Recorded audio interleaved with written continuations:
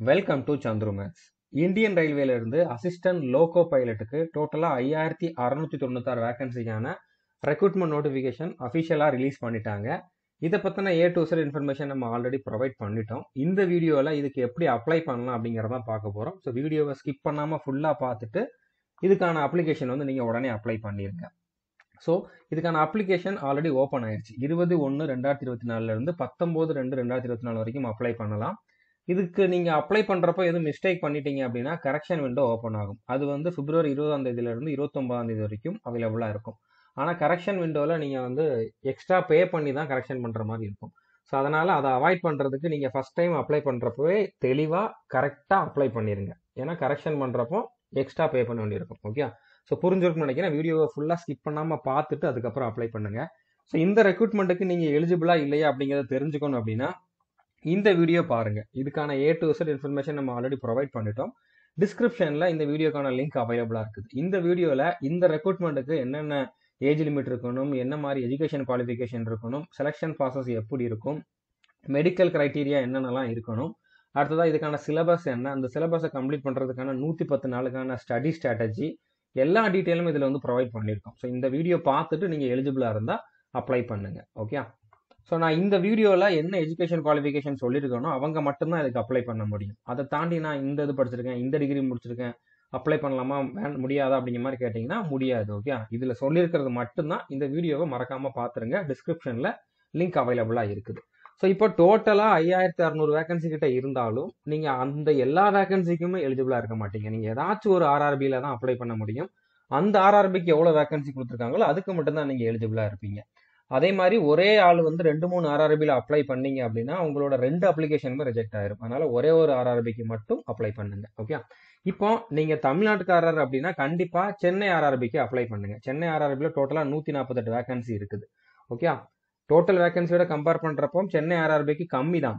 But இருந்தாலும் உங்களுக்கு posting வந்து சென்னை ரீஜியன்லயே போட்டுருவாங்க. ஸோ அதுக்காக நீங்க வந்து இதுலயே அப்ளை பண்ணுங்க. வேகன்சி கம்மியா இருந்தாலும் சென்னை ரீஜியன்ல காம்படிஷனும் கம்மியா தான் இருக்கும். அதாவது மற்ற ரீஜனை கம்பேர் பண்றப்போ.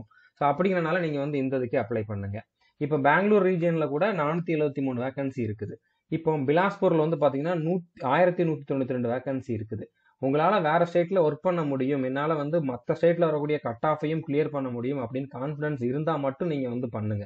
இப்ப நார்த் இந்தியால ஒரு சில ஆர்ஆர்பியில் அதிகமான வேகன்சி இருக்கலாம். ஆனால் அதுக்கேற்ற மாதிரி அங்கே காம்படிஷனும் அதிகமாக இருக்கும், கட் ஆஃபும் அதிகமாக இருக்கும். அதனால நீங்கள் வந்து சேஃபாக நம்ம ஊரில் டியூட்டி பார்க்கணும் அப்படிங்கிற மாதிரி யோசிச்சு நீங்கள் சென்னை ஆர்ஆர்பிலே அப்ளை பண்ணுங்க.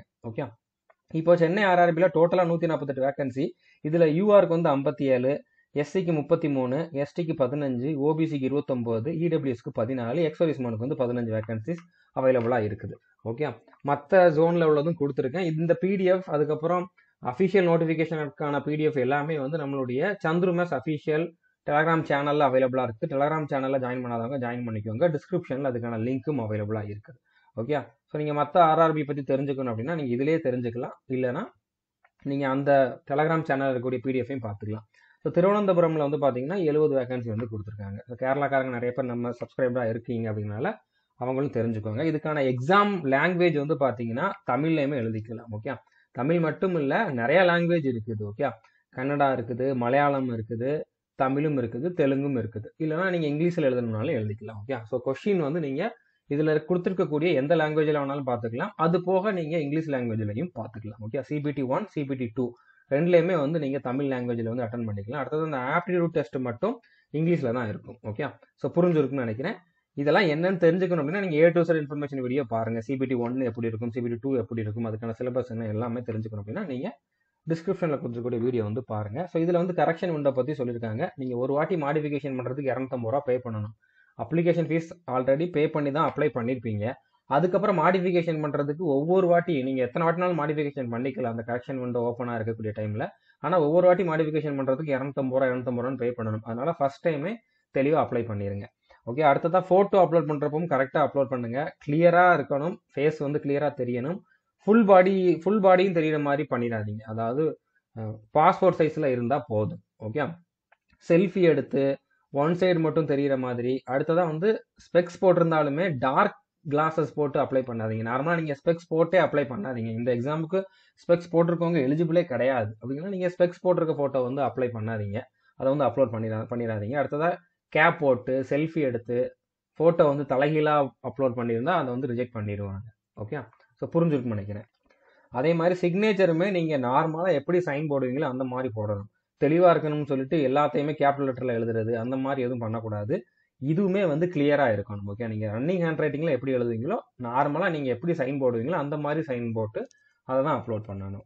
ஸோ இப்போ எப்படி அப்ளை பண்ணலாம் அப்படிங்கிறத பார்க்கலாம். ஆர்ஆர்பி சென்னை ரீஜியனோட அஃபிஷியல் வெப்சைட் வந்து ஓப்பன் பண்ணிக்கோங்க. டிஸ்கிரிப்ஷனில் அதுக்கான லிங்க் கொடுத்துருக்கேன். அந்த லிங்கை கிளிக் பண்ணாலே உங்களுக்கு அந்த வெப்சைட் வந்து ஓப்பன் ஆயிரும். ஸோ இதில் வந்து பார்த்தீங்கன்னா CEN நம்பர் 1/2024 அப்படிங்கிற மாதிரி கொடுத்துருப்பாங்க.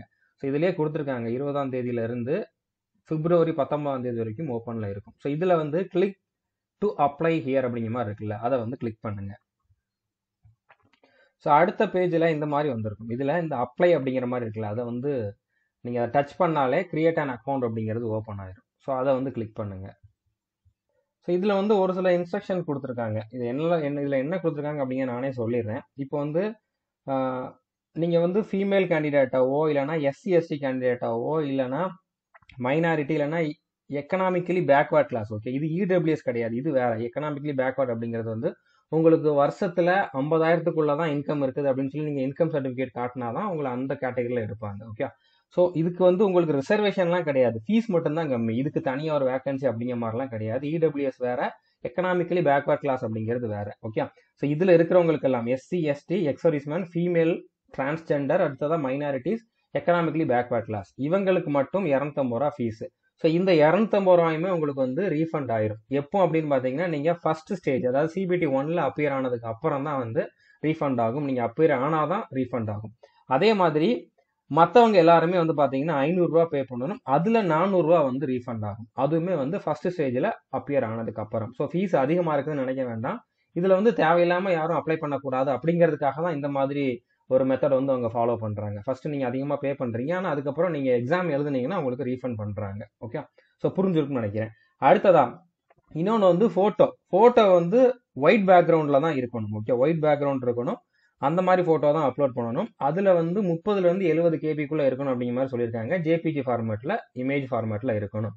இந்த ஃபோட்டோ வந்து அட்லீஸ்ட் 12 காப்பி நீங்கள் இப்போ எடுத்து வச்சுக்கோங்க. அடுத்தடுத்த ப்ராசஸுக்கு நீங்கள் எந்த ஃபோட்டோ தான் கொண்டு போகணும் அப்படிங்கிற மாதிரி சொல்லியிருக்காங்க. மஸ்ட் ஹேவ் அட்லீஸ்ட் 12 அப்படிங்கிற மாதிரி சொல்லியிருக்காங்க. ஓகே, ஸோ புரிஞ்சிருக்குன்னு நினைக்கிறேன். அதே மாதிரி உங்களோட சிக்னேச்சருமே வந்து பார்த்தீங்கன்னா 30லேருந்து 70 KBக்குள்ளே இருக்கணும். அதாவது ஒரு ஒயிட் பேப்பரில் நீங்கள் ப்ளூ இங்கிட்டு சைன் போட்டு இல்லைன்னா பிளாக் இங்கிட்டு சைன் போட்டு அதை வந்து ஃபோட்டோ எடுத்து அதை வந்து ஸ்கேன் பண்ணி நீங்கள் அப்லோட் பண்ணலாம். ஓகே, அதே மாதிரி நீங்கள் SC/ST கேண்டிடேட்டாக இருக்கீங்க அப்படின்னா நீங்கள் எக்ஸாம் எழுத போகிறப்போ ட்ரெயினில் போகிறதுக்கு ஃப்ரீ பாஸ் வேணும் அப்படின்னா மட்டும் உங்களோட SC இல்லைன்னா ST சர்டிஃபிகேட் வந்து நீங்கள் அப்லோட் பண்ணணும். அது வந்து 50 KBக்குள்ளே இருக்கணும், PDF ஃபார்மேட்டில் இருக்கணும்.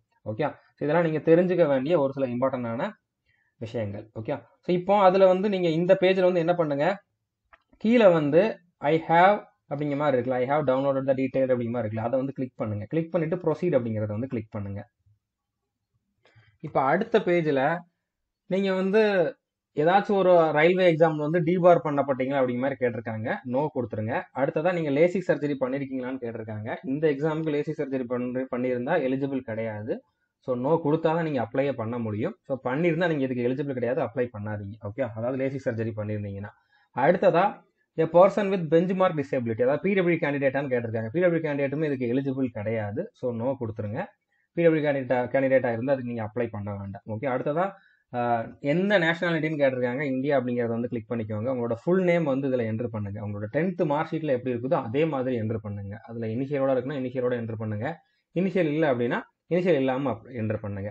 ஸோ அதை மறுபடியும் வந்து இங்கே ரீடைப் பண்ணுங்க. மறுபடியும் வந்து அதை ரிப்பீட் பண்ணுங்க. ஓகே, நேம் இது வரைக்கும் எதுவும் சேஞ்ச் பண்ணியிருக்கீங்களா இல்லையா அப்படிங்கிற மாதிரி கேட்டிருக்காங்க. நோ கொடுத்துருங்க. சேஞ்ச் பண்ணியிருந்தால் மட்டும் எஸ் கொடுங்க. டேட் ஆஃப் பர்த் வந்து என்ன அப்படிங்கிறத வந்து சூஸ் பண்ணுங்க. அதுவும் 10th மார்க் ஷீட்டில் எப்படி இருக்குதோ அதே மாதிரி அதை மறுபடியும் வந்து இந்த இடத்துல ரிப்பீட் பண்ணணும். ஜெண்டர் என்ன அப்படிங்க சூஸ் பண்ணுங்க. மேலா ஃபீமேலா டிரான்ஸ்ஜெண்டரா அப்படிங்கிறத வந்து சூஸ் பண்ணிக்கோங்க. மறுபடியும் அதை வந்து கன்ஃபார்ம் பண்ணிக்கோங்க. ஃபாதர் நேம் வந்து என்ட்ரு பண்ணுங்க. ஃபாதர் நேம் மறுபடியும் ரிப்பீட் பண்ணுங்க. மதர் நேம் என்ட்ரு பண்ணுங்க. மதர் நேம் வந்து ரிப்பீட் பண்ணுங்க. அடுத்ததான் ஆதார் வெரிஃபிகேஷன் வந்து கேட்டிருக்காங்க. உங்களோட ஆதார் நம்பரை என்ட்ரு பண்ணிட்டு வெரிஃபை பண்ணிக்கோங்க first. Okay, verify using Aadhaar அப்படிங்கிற மாதிரி வெரிஃபை பண்ணிக்கோங்க. அடுத்ததா இமெயில் அட்ரஸ் வந்து என்ட்ரு பண்ணுங்க. அதுக்கு ஒரு ஓடிபி வரும். ஜென்ரேட் இமெயில் ஓடிபி கொடுத்தீங்கன்னா ஓடிபி வரும். அந்த ஓடிபி வந்து என்ட்ரு பண்ணுங்க. மொபைல் நம்பர் என்ட்ரு பண்ணிட்டு அதுக்கு ஓடிபி வரும். ஜென்ரேட் ஓடிபி கொடுத்தீங்கன்னா அந்த ஓடிபி வந்து இங்கே என்ட்ரு பண்ணுங்க. அடுத்தது உங்களோட பாஸ்வேர்டு வந்து நீங்கள் கிரியேட் பண்ணணும். இதில் வந்து capital letter, small letter, special character, number இதெல்லாம் சேர்ந்து இருக்கிற மாதிரி பாஸ்வேர்டு வந்து நீங்கள் கிரியேட் பண்ணணும். ஓகே. அடுத்ததா இந்த இடத்துல வந்து கேப்சா கோடு வரும். ஓகே. அந்த கேப்சா கோடை வந்து நீங்கள் என்ட்ரு பண்ணிட்டு preview and create an account அப்படிங்கிறத வந்து கிளிக் பண்ணுங்க. இப்போ ஆதார் வெரிஃபிகேஷன் பண்ணுறப்ப இந்த மாதிரி கேட்கும். ஓகே. நீங்கள் என்ட்ரு பண்ண டீட்டெயில் இங்கே இருக்கும். 10th மார்க் ஷீட்டில் எப்படி இருக்குதோ அந்த மாதிரி உங்களோட நேம், டேட் ஆஃப் பர்த்லாம் என்ட்ரு பண்ணியிருப்பீங்க. ஆதார் கார்டில் எப்படி இருக்குதோ அதே மாதிரி வந்து நீங்கள் இதில் என்ட்ரு பண்ணணும். ஸோ இப்போ ரெண்டுலேயுமே ஒரே மாதிரி தான் இருக்குது அப்படின்னா இந்த பாக்ஸை கிளிக் பண்ணுங்க. அதுவே போதுமானது. இல்லை வேற வேற மாதிரி இருக்குது அப்படின்னா, அதாவது பாக்ஸை கிளிக் பண்ணால் அதுவே காப்பி ஆகுது. ஓகே.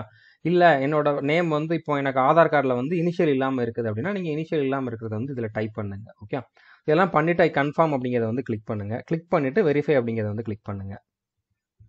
ஸோ அது வெரிஃபை கொடுத்ததுக்கப்புறம் ஆதார் வெரிஃபைடு அப்படிங்கிற மாதிரி இந்த மாதிரி சேஞ்ச் ஆகும். ஓகே. ஸோ இதையும் நீங்கள் வந்து நோட் பண்ணிக்கோங்க.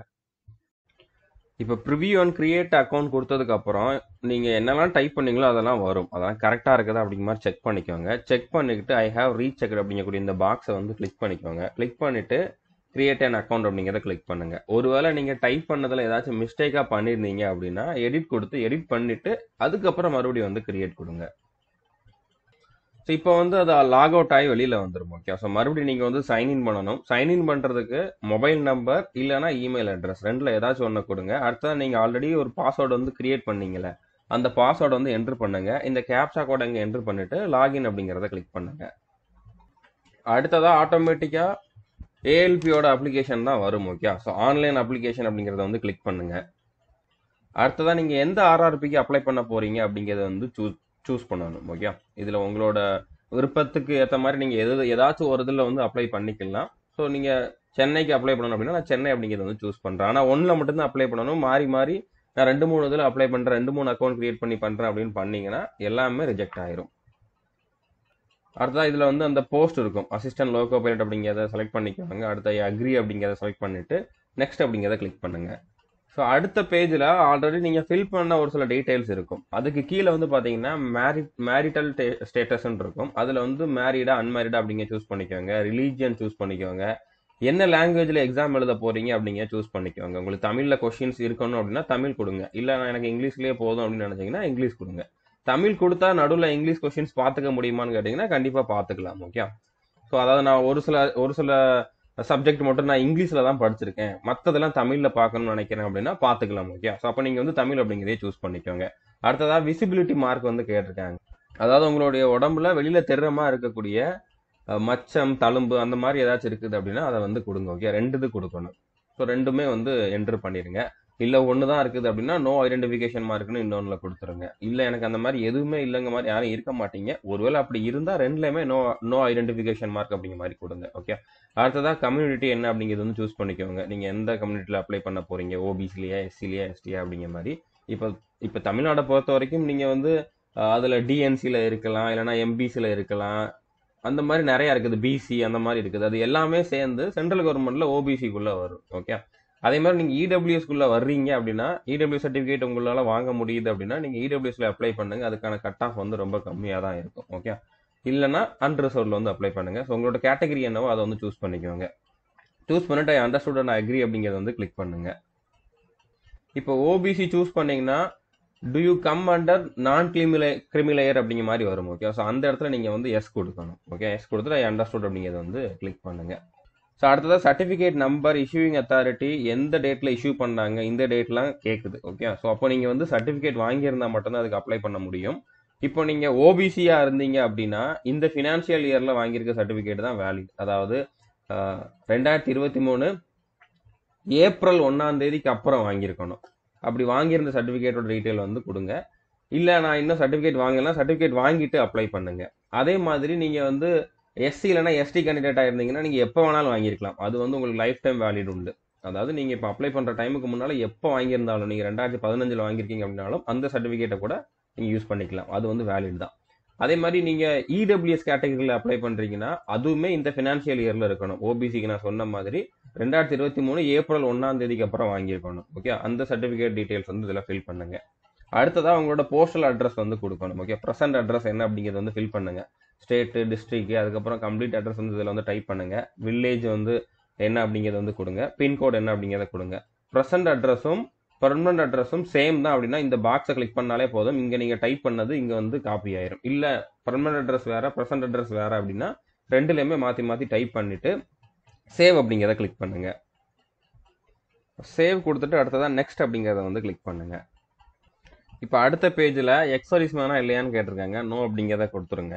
அடுத்ததா இபிசி அப்படின்னா எக்கனாமிக்கலி பேக்வர்ட் கிளாஸ். ஓகே, இது இடபிள்யூஎஸ் கிடையாது, இது வேற அது வேற. ஓகே, இது வந்து உங்களுக்கு எக்ஸாம் ஃபீஸ் வந்து எக்ஸம்ஷன் வர்றதுக்காக மட்டும்தான் கொடுத்துருக்காங்க. அதாவது இபிசியில் வர்றவங்க வந்து 250 பே பண்ணால் போதும், அதுக்காக தான். ஸோ இது வந்து என்ன அப்படின்னா உங்களுக்கு 50,000க்குள்ள தான் வருட வருமானம் உங்க குடும்பத்துக்கு இருக்குது அப்படிங்கக்கூடிய இன்கம் சர்டிபிகேட் வச்சிருந்தா மட்டும்தான் நீங்க இபிசி அப்படிங்கிறத கொடுக்க முடியும். மற்றபடி இதுக்கு வந்து ரிசர்வேஷன் எதுவுமே கிடையாது. உங்களுக்கு இதுக்குன்னு தனியாக வேகன்சி எல்லாம் கிடையாது. நீங்க என்ன கேட்டகரி அதுதான் வரும். ஓகே, ஸோ இது வந்து எஸ்னா எஸ் கொடுங்க, இல்லைன்னா நோ கொடுங்க. எஸ் கொடுக்குறீங்கன்னா உங்களுக்கு உங்களோட குடும்ப வருமானம் 50,000க்குள்ள தான் ஒரு வருஷத்துக்கு இருக்குதுங்கக்கூடிய அந்த இன்கம் சர்டிபிகேட்டும் உங்ககிட்ட இருக்கணும். ஓகே, அடுத்த நீங்க ரயில்வே எம்ப்ளாயியா இல்லையான்னு கேட்டிருக்காங்க. நோ கொடுத்துருங்க. அடுத்ததா இப்போ நீங்கள் வந்து சென்ட்ரல் கவர்மெண்ட்டில் எதுலையாச்சும் ஒர்க் பண்ணுறீங்களா அப்படிங்கிற மாதிரி கேட்டிருக்காங்க. ஸோ இந்த இடத்துல வந்து பார்த்தீங்கன்னா நாட் அப்ளிகபிள் அப்படிங்கிறத வந்து கொடுத்துருங்க. அடுத்ததாக நீங்கள் கோர்ஸ் கம்ப்ளீட்டட் ஆக்ட் அப்ரண்டிஸ் அப்படிங்கிற மாதிரி கேட்டிருக்காங்க. நீங்கள் அந்த கோர்ஸ் கம்ப்ளீட் பண்ணியிருந்தீங்கன்னா எஸ் கொடுங்க, இல்லைன்னா நோ கொடுத்துருங்க. அடுத்ததாக உங்களோட அக்கௌண்ட் டீட்டெயில்ஸ் கொடுக்கணும். உங்களோட நேம், அடுத்தது அக்கௌண்ட் நம்பர் மறுபடியும் கன்ஃபார்ம் பண்ணிவிட்டு ஐஎஃப்எஸ்சி கோட் கொடுத்துட்டு கன்ஃபார்ம் அப்படிங்கிறத கொடுங்க. அக்கௌண்ட் டீட்டெயில்ஸ் எது கேட்குறாங்கன்னா நீங்கள் சிபிடி 1 அட்டன் பண்ணதுக்கு அப்புறம் உங்களுக்கு நீங்கள் பே பண்ண அமௌண்ட்ல எவ்வளோ ரீஃபண்ட் ஆகும் அப்படிங்கிறத நான் ஆல்ரெடி ஸ்டார்டிங்லேயே சொல்லியிருந்தேன். அந்த ரீஃபண்ட் ஆகிற அமௌண்ட் எந்த அக்கௌண்ட்டுக்கு வரணுமோ அந்த டீட்டெயில் தான் கேட்டிருக்காங்க. ஓகே, ஸோ அதை கொடுத்துட்டு கன்ஃபார்ம் கொடுங்க. ஸோ கன்ஃபார்ம் கொடுத்தாலே என்ன பேங்க் அட்ரஸ் எல்லாமே அதுவே ஆட்டோமேட்டிக்காக வந்துடும். அடுத்ததாக சேவ் கொடுங்க. ஸோ டீட்டெயில்ஸ் சேவ்ட் அப்படிங்கிற மாதிரி வந்துடும். அடுத்ததாக நெக்ஸ்ட் அப்படிங்கிறத கிளிக் பண்ணுங்க. ஸோ இதுக்கு என்ன எஜுகேஷன் குவாலிஃபிகேஷன் இருக்கணும் அப்படிங்கிறத மறுபடியும் இதில் கொடுத்துருக்காங்க. ஓகே, அதாவது நீங்கள் வந்து ஐடிஐ முடிச்சிருந்தீங்க அப்படின்னா இந்த ட்ரேடில் தான் முடிச்சிருக்கணும். அடுத்ததாக ஒருவேளை கோர்ஸ் கம்ப்ளீட்டட் ஆக்ட் அப்ரண்டிஸ்னாலுமே இந்த ட்ரேடில் தான் நீங்கள் வந்து முடிச்சிருக்கணும்.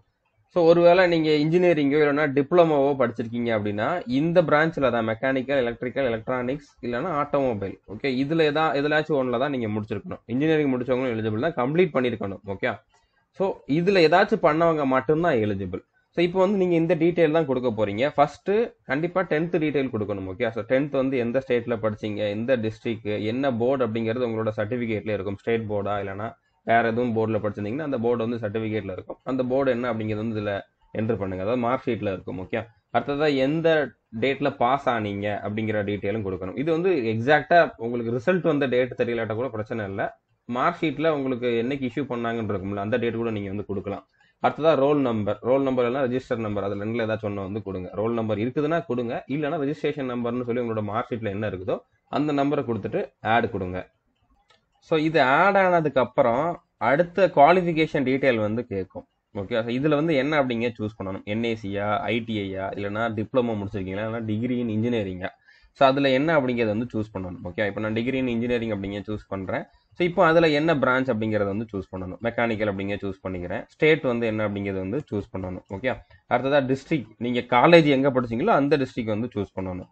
ஓகே, அடுத்ததா என்ன காலேஜ் அப்படிங்கிறத கொடுங்க. காலேஜ் இல்லைன்னா யூனிவர்சிட்டியோட நேம் கொடுங்க. அடுத்ததா எந்த டேட்ல வந்து பாஸ் ஆனீங்க அதுவுமே உங்களுடைய சர்டிஃபிகேட்ல இருக்கும். சர்டிஃபிகேட் இஷ்யூ பண்ண டேட் கூட நீங்க கொடுக்கலாம், அது ஒன்றும் பிரச்சனை இல்லைன்னா கன்சாலிடேட்டட் மார்க் ஷீட் வந்துருக்கும்ல அதுல வந்து எப்போ நீங்க செலக்ட் ஆனீங்க அப்படிங்கக்கூடிய மாதிரி, எப்போ நீங்க வந்து பாஸ் ஆனீங்க அப்படிங்கிற மாதிரி டேட் இருக்குது அப்படின்னா அதை வந்து கொடுங்க. ஓகே, ஸோ அதை வந்து கொடுத்துட்டு ஆட் கொடுங்க. அடுத்ததா நெக்ஸ்ட் அப்படிங்கிறத வந்து கிளிக் பண்ணுங்க. அடுத்ததான் ஃபோட்டோ அண்ட் சிக்னேச்சர் வந்து அப்லோட் பண்ணணும். இது எப்படி இருக்கணும் அப்படிங்கிற நான் ஆல்ரெடி சொல்லிட்டேன். ஒயிட் பேக்ரவுண்டு தான் இருக்கணும் ஃபோட்டோ. அது வந்து 30 கேபிலேருந்து 70 கேபிக்குள்ளே இருக்கணும். ஸோ இதில் வந்து சாம்பிள்ஸ் கொடுத்துருக்காங்க, எப்படியெல்லாம் இருக்கக்கூடாது அப்படிங்கிற மாதிரி வந்து சாம்பிள்ஸ் கொடுத்துருக்காங்க. இப்போ ஃபர்ஸ்ட் இதில் பார்த்தீங்கன்னா ஃபேஸ் வந்து ரொம்ப க்ளோஸாக இருக்குது, தலை வந்து ஃபுல்லாக கவர் கூட ஆகலை. இது வந்து ஒரு கார்னருக்கு போயிருச்சு. இதில் வந்து கண்ணாடி போட்டிருக்காரு. ஓகே, கண்ணாடியுமே வந்து டார்க் கலர் கண்ணாடி போட்டிருந்தா அதையுமே வந்து அக்செப்ட் பண்ண மாட்டாங்க. அடுத்தா இங்க வந்து பாத்தீங்கன்னா கண்ணு வந்து தெரியல. ஓகே, கண்ணு வந்து தெளிவா தெரியணும். கண்ணை வந்து முடி மறைச்சிருக்கிற மாதிரி இருக்குது. இதுல பேக்ரவுண்ட் வந்து வேற மாதிரி இருக்குது. ஓகே, பேக்ரவுண்ட் வந்து ஒயிட் கலர்ல தான் இருக்கணும். இது வந்து ரொம்ப பிளர்ரா இருக்குது. இதுலயுமே பேக்ரவுண்ட் வந்து வேற கலர்ல இருக்குது, பிளர்ராவும் இருக்குது. இப்போ இதில் வந்து பார்த்தீங்கன்னா தலையில் வந்து கண்ணாடி போட்டிருக்காரு. இந்த மாதிரி நீங்கள் டிஃப்ரெண்ட்டாலாம் போடக்கூடாது. ஃபேஸ் வந்து தெளிவாக தெரியலை, ஷேடாகி தெரியுது. ஓகே, இந்த மாதிரி தொப்பியும் போட்டிருக்கக்கூடாது. இந்த மாதிரி இருக்கணும். ஓகே, பாஸ்போர்ட் சைஸ் ஃபோட்டோ உங்களுடைய கண்ணு, காது, மூக்கு, வாய் எல்லாமே தெளிவாக தெரிகிற மாதிரி, 2 காதும் தெரிகிற மாதிரி இருக்கக்கூடிய ஃபோட்டோ வந்து நீங்கள் அப்லோட் பண்ணணும். ஓகே, ஸோ கிளியராக இருக்குன்னு நினைக்கிறேன். டேட் போடணுமா வேண்டாமான்னு கேட்டிங்கன்னா அதெல்லாம் தேவையில்லை. அதை ஃபோட்டோ கீழே டேட் போட வேண்டிய அவசியம்லாம் கிடையாது. அந்த மாதிரி ஃபோட்டோ வந்து நீங்கள் ப்ரௌஸ் கொடுத்து அப்லோட் கொடுங்க. ஓகே, இதே மாதிரி ஒரு 12 காப்பி எடுத்து வச்சிருக்க சொல்லியிருக்காங்க. ஸோ அதை நீங்கள் வந்து எடுத்து வச்சுக்கோங்க ஃபியூச்சர் ரெஃபரன்ஸ்க்காக.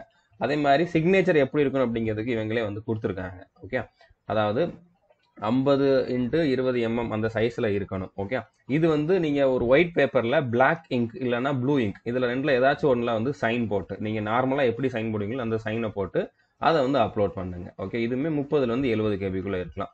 ஸோ இதெல்லாம் அப்லோட் பண்ணிட்டு அப்லோட் அண்ட் சேவ் அப்படிங்கிறத கொடுத்து நெக்ஸ்ட் கொடுங்க.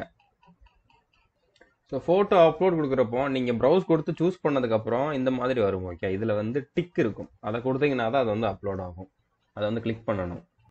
அடுத்தா பார்த்தீங்கன்னா examination trade for part B of CBT2ன்னு கேட்டிருக்காங்க. அதாவது நீங்கள் பார்ட் பியில் இதில் உங்களுக்கு என்ன ட்ரேட் வேணும் அப்படிங்கிறத சூஸ் பண்ணணும். உங்களோட குவாலிஃபிகேஷனுக்கு ஏற்ற மாதிரி இதில் ட்ரேட் இதில் கொடுத்துருப்பாங்க, ஆட்டோமேட்டிக்காக கொடுத்துருப்பாங்க.